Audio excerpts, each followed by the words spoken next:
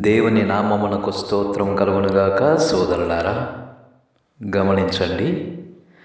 ఎప్పుడైతే మానవుడు దేవుడికి దూరమైపోయాడో అప్పుడు దేవుని స్థానంలో తనకు తోచిన వస్తువులను, మనుషులను, ఇతర సృష్టింపబడినది ఏదో ఒకటి దేవుడిగా పెట్టుకొని మరి దానిని పూజించడం, దాని యందు నమ్మిక ఉంచడం జరుగుతూ ఉన్నది.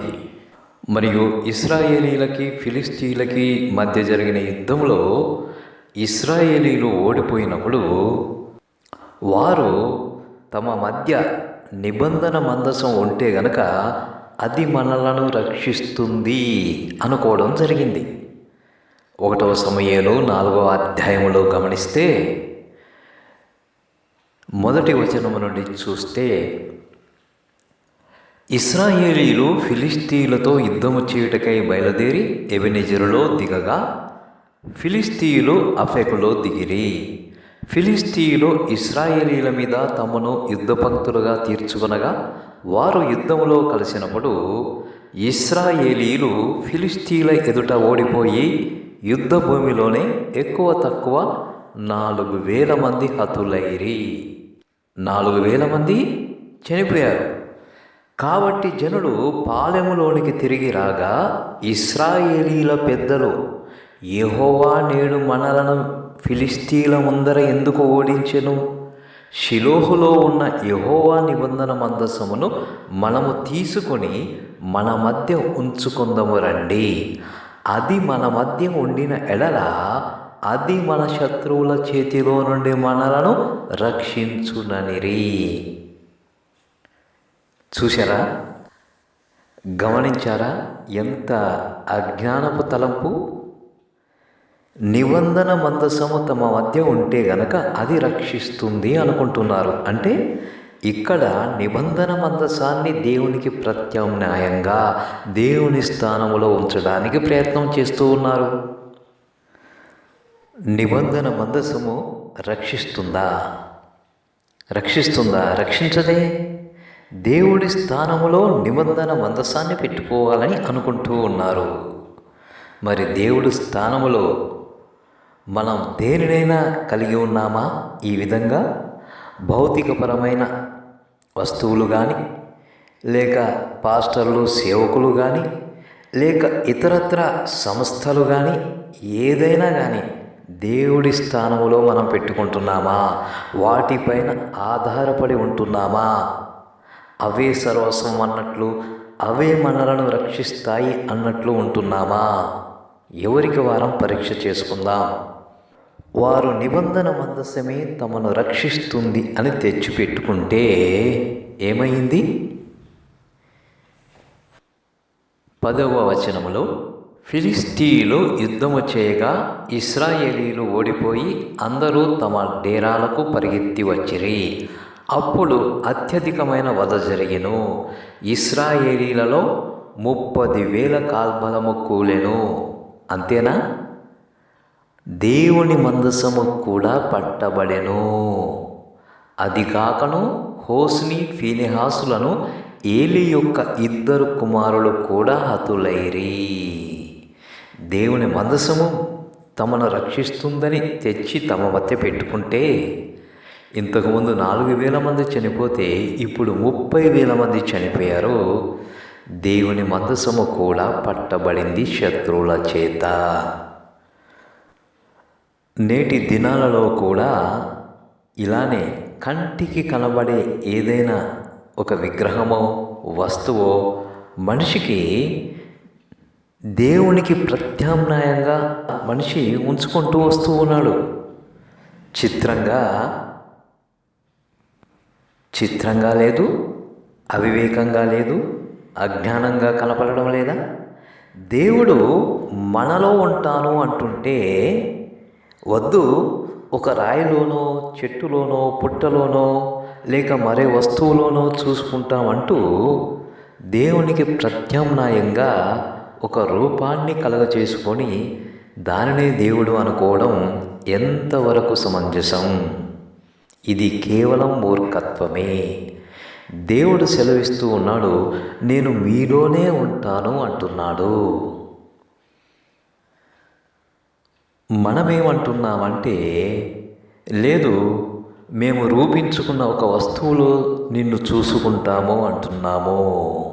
ఎంత అజ్ఞానమో, ఎంత అవివేకమో ఆలోచించండి. ఇక ఒక ఉదాహరణ, హెబ్రోను సహవాసం విషయానికి వస్తే, మరి భౌతికపరమైన పాలనాపరమైన వ్యవస్థలు అయినటువంటి సొసైటీ, ట్రస్టులు అనేవి సొసైటీ, ట్రస్టులు అనే వాటి కోసం వారు వారి సాక్ష్యాన్ని పోగొట్టుకున్నారు.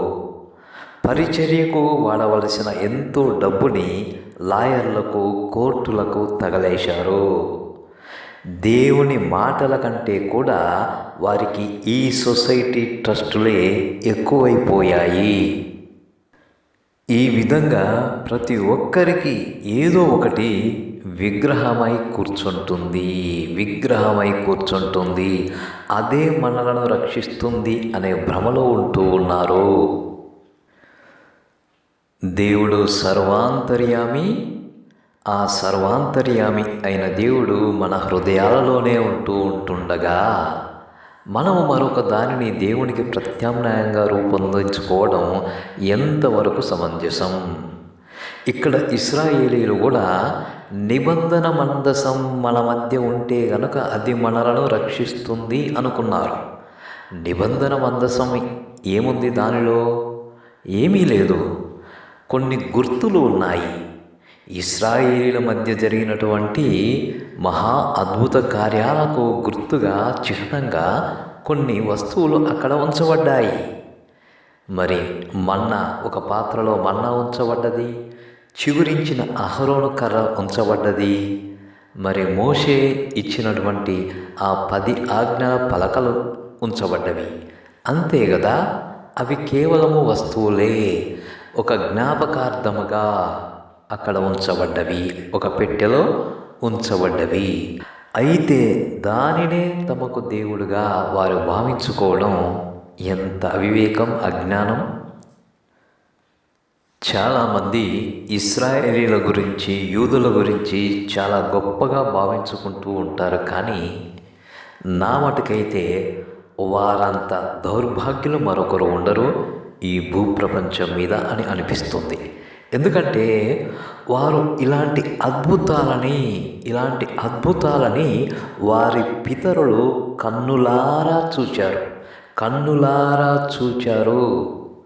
ఆ కన్నులారా చూచిన వారే దేవుణ్ణి విడిచిపెట్టి ప్రకృతి వైపు మరలారు. మోషే 40 దినాలు కొండపైన గడిపిన ఆ సందర్భంలోనే వారు ఇక ఈ మోషే ఏమైపోయాడో అని ఒక దూడను చేసుకున్నారు తమకు దేవుడిగా. ఇప్పుడు దేవుడు వారిని పోషించిన దానికి గుర్తుగా ఉన్నటువంటి ఆ యొక్క మన్నా ఉంచినటువంటి పాత్ర, ఆ యొక్క మోషే ఇచ్చినటువంటి 10 ఆజ్ఞల పలకలు, చిగురించిన అహరోను కర్ర, ఇవి ఉంచినటువంటి ఒక పెట్టె, నిబంధన మందసము అనేది వారికి ఇప్పుడు దేవుడై కూర్చున్నది.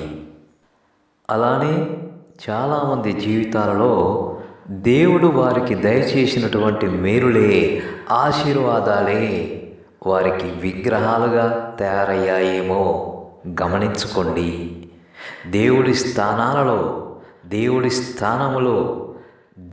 స్థానములో ఆ భౌతికపరమైనదే దేవునికి ప్రత్యామ్నాయంగా మారిపోయిందేమో గమనించుకోండి.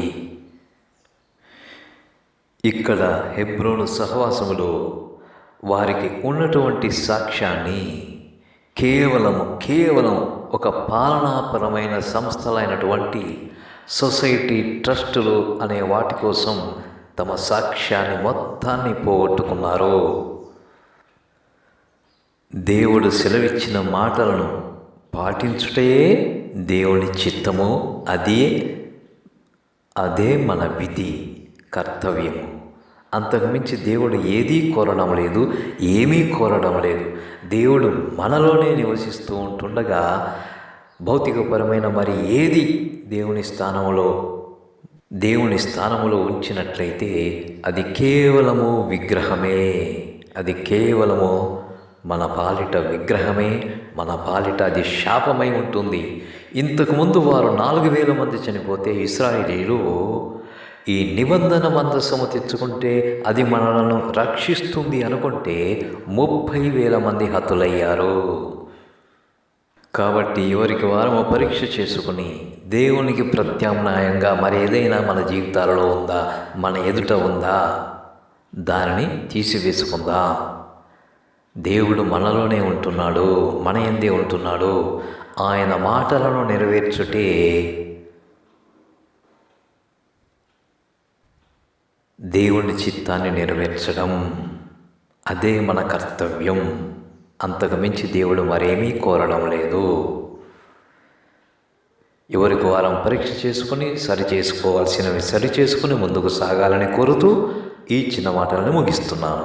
ఈ చిన్న మాటలని పరిశుద్ధాత్మ దేవుడు మన హృదయంలో మనందరి ఆత్మీయ మేలుల నిమిత్తమై ఫలింపచేయును గాక. Amen, amen.